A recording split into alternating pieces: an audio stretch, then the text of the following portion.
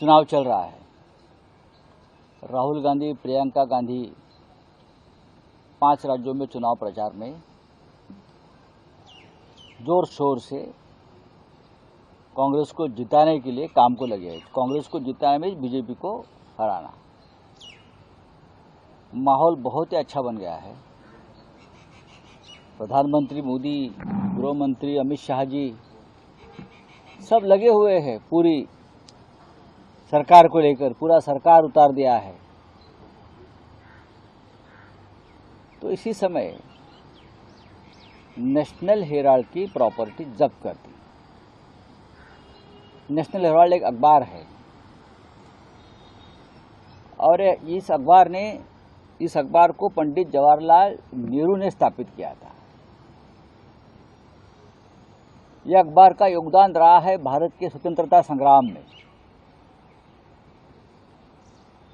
और देश के पहले प्रधानमंत्री नेहरू जी हो, उनका परिवार हो, कांग्रेस के सभी नेता हो, सभी उस अखबार से जुड़े हुए थे। महात्मा गांधी भी। अब ईडी हो या और कोई हो, प्रॉपर्टी जब्त कर ली है। कुछ केस होगा, हो सकता है। बीजेपी में भी ऐसे बहुत से है केसेस, लेकिन उनकी प्रॉपर्टी जब्त नहीं होगी। अब इकबाल मिर्ची की प्रॉपर्टी खुली की जाएगी। हमारे भी प्रॉपर्टी जब्त कर दी है। जिस घर में मैं रहता हूँ वो प्रॉपर्टी भी जब्त है। जो हमारे विरोधी है, जो हमारे खिलाफ प्रचार कर रहे हैं चुनाव में,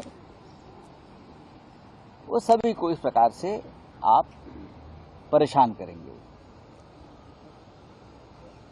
लेकिन जो आपके वॉशिंग मशीन में आ जाएंगे, उनकी प्रॉपर्टी छूट जाएगी। अब जो बीजेपी के साथ जो एनसीपी के लोग गए हैं, चाहे अजित पवार हो, चाहे प्रफुल्ल पटेल हो, चाहे हसन मुशर्रफ जी हो, हाँ, शिवसेना के लोग हो, उनकी भी प्रॉपर्टी ईडी ने जब्त कर ली थी। लेकिन अब मेरी जानकारी है अब वो छूट रही है। हमारी नहीं छूटेगी, हमारे बच्चों की प्रॉपर्टी नहीं छूटेगी, अनिल देशमुख जी की प्रॉपर्टी नहीं छूटेगी, लेकिन जो बीजेपी के साथ है उनकी प्रॉपर्टी छूटेगी। अब ये नेशनल हेराल्ड का जो मामला है,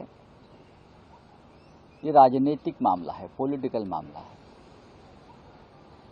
आप हम सबको दबाना चाहते हो, हमारे आवाज दबाना चाहते हो, लेकिन इतना आसान नहीं है।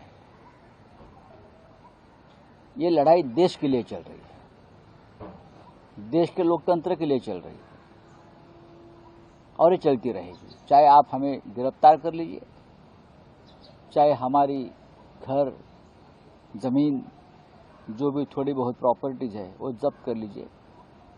ब्रिटिश काल में यही होता था, उस वक्त भी यही होता था। ईस्ट इंडिया कंपनी थी, अब वेस्ट इंडिया कंपनी है।